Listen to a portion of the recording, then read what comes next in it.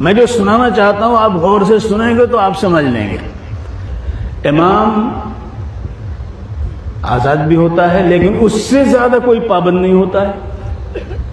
امام آزاد ہوتا ہے، بھئی نماز فرض ہے اس کے ذمہ، اسے نماز پڑھنی ہے، لیکن اس سے زیادہ پابند نہیں کہ ہر 5 منٹ پر نگاہ اٹھتی ہے اس کی طرف، وہ صاحب کہاں گئے ہیں، کہاں بیٹھے ہیں، کہاں چائے پی رہے ہیں، کس سے بات کر رہے ہیں، اور متولی تو کہیے نہیں صاحب وہ کیا ہوتا ہے۔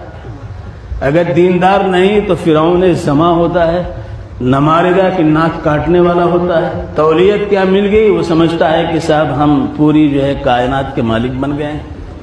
وہ بیچارہ امام جو نماز پڑھانے کے لیے ہے، اس کا حال یہ کہ 1 سیکنڈ 1 منٹ تاخیر ہو جائے تو گردن پکڑ کے اس کو جو ہے داخل کر دیا جاتا ہے، پہنچا دیا جاتا ہے۔ کیونکہ میں نے بھی امامت کی ہے، اس لیے جو بات کہہ رہا ہوں تجربے سے کہہ رہا ہوں۔ ایک مسجد کا میں امام تھا، اس مسجد میں نے جوڑ رکھ لیا۔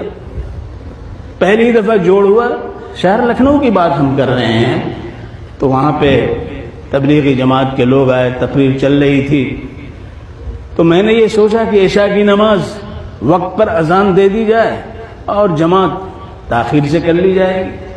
اذان ہو گئی، صدر صاحب جو تھے وہ کبھی نہیں آتے تھے سوائے جمعے کے۔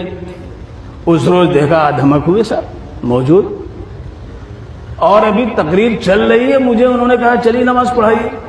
تو میں نے ذرا سا ادھر ادھر دیکھا تو گردن پکڑ کے زبردستی لے جا کر کے مصلی پہ کھڑا کر دیا۔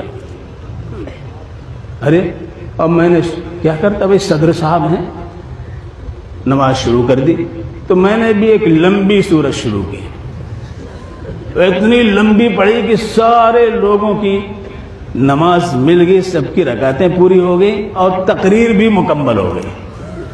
اب صاحب ان کو اب کیا کہتے، امام میں تھا، چاہے میں اس میں سورہ بقرہ پڑھوں یا سورہ آل عمران پڑھوں، یہ میرا حق تھا۔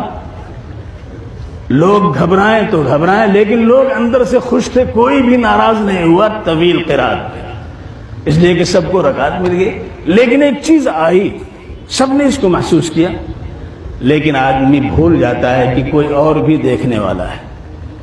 میں آپ کو سنا رہا ہوں، واقعہ یہ ہے کہ اس کے بعد پھر اس مسجد میں آنا ان کو جو ہے میسر نہیں ہوا، موقع نہیں ملا۔